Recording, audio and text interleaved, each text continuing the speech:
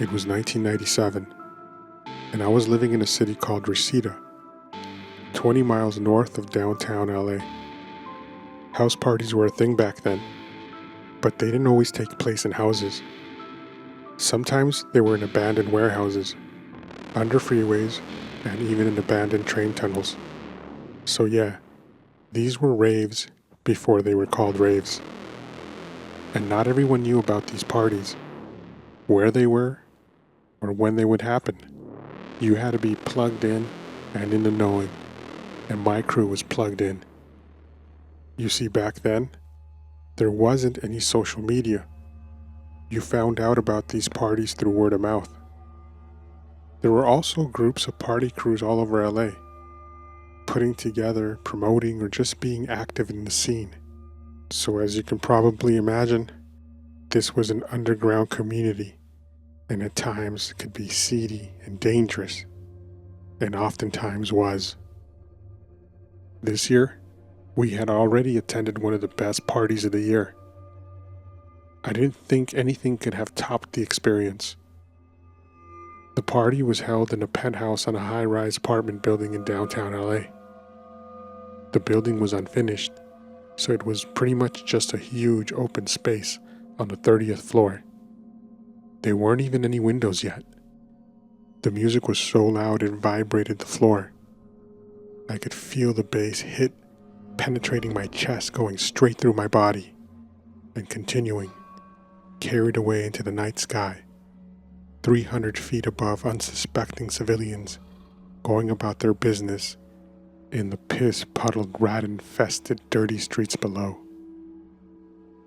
The only thing that can top this now would be a mansion party in the hills.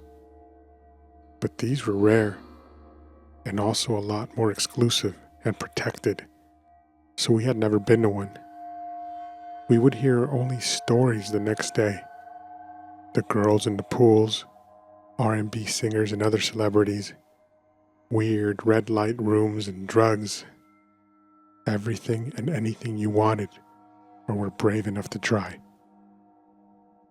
My friend called me one day, out the blue. He was messing with his rich girl from Woodland Hills, and she had told him about a mansion party this Friday on Mulholland Drive. He told me the password was Fidelio, but not to tell anyone, or we would burn the spot. I was super excited to attend my first mansion party in the hills, and that week dragged on, the minutes and hours moving at half the normal pace. But then, one day, my alarm rang, and it was early Friday morning. I went to school as usual, but the day flew by. Then, there I was, with 4 of my other friends knocking on the front door.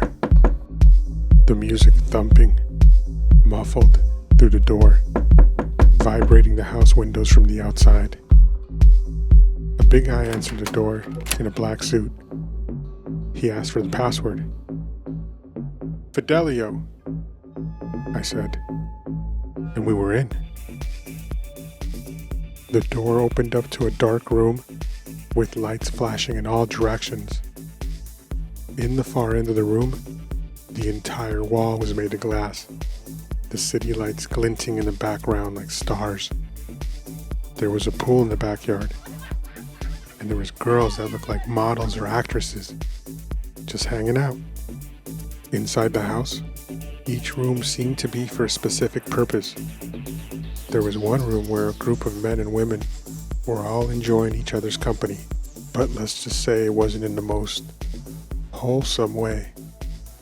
As the night went on, I separated from my friends, but I made new ones. I indulged in almost everything.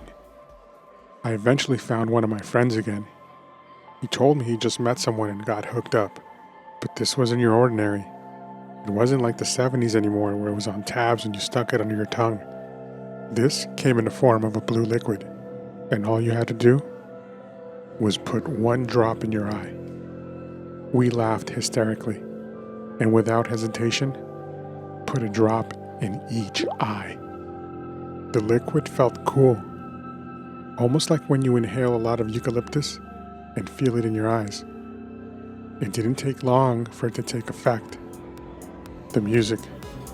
The music was a living, breathing entity, pulsating through the air like colorful waves.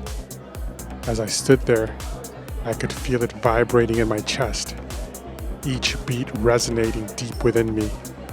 The notes seemed to spiral and swirl, creating patterns that danced in front of me. Every sound was amplified. The bass thumped like a heartbeat, deep and primal, while the higher frequencies sparkled like tiny stars. It felt like the music was wrapping around me, pulling me into this rhythm.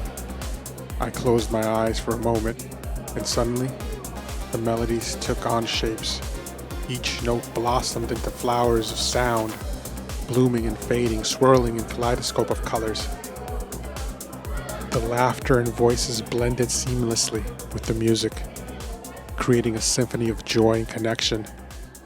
I could see the vibrations in the air, shimmering like heat waves, and I felt as if I were part of something greater, a collective pulse that united us all.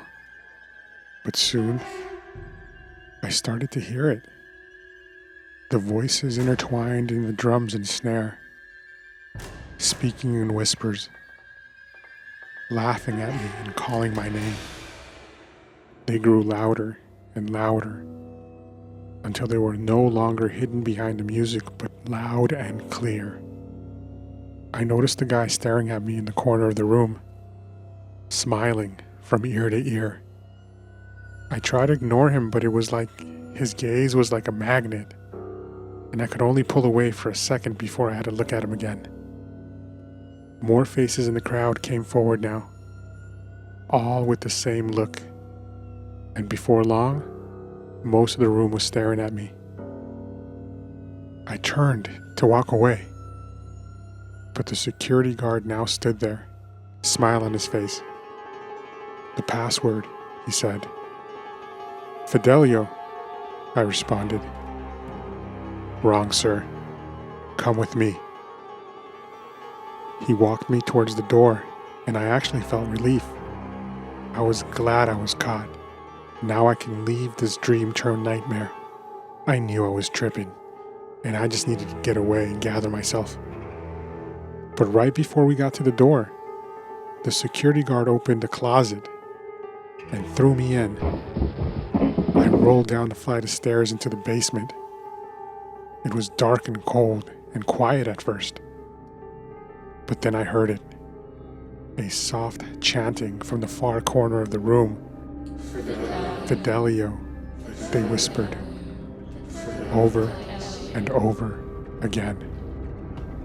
They walked towards me, one with a dagger that had a human femur as a handle. I ran up the stairs and began to bang on a door. I screamed, but nobody answered. The group was moving slow, but getting closer.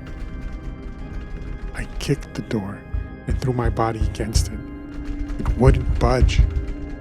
The closer they got, the more frantic I became, kicking, punching, scratching at the door.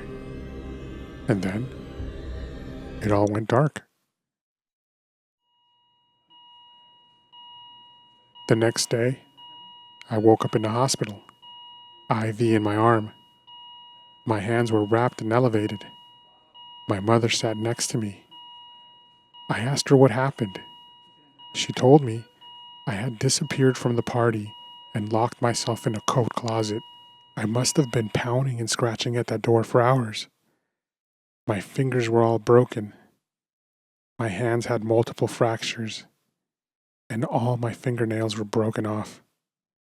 She also told me the security guard found me.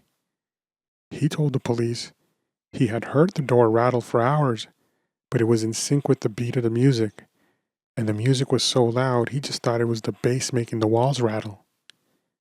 It wasn't until the music stopped that they discovered me. Fingers bloody and twisted, fingernails shattered, and a grin on my face. Fidelio. Fidelio. Fidelio, I repeated.